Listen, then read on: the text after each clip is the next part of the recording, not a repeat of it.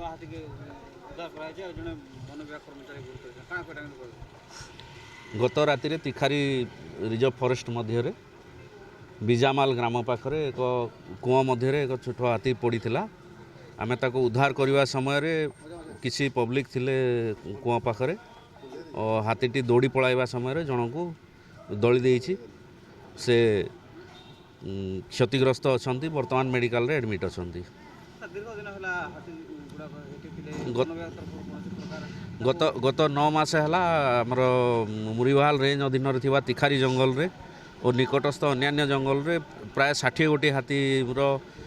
Movement अच्छी आमे ताकू प्रतिदिन निरीक्षण रे रखीचु और यह निरीक्षणटी अब्याहत रहिबो। हाथीटी तार जो हड रे थिला से हड को पलैछि।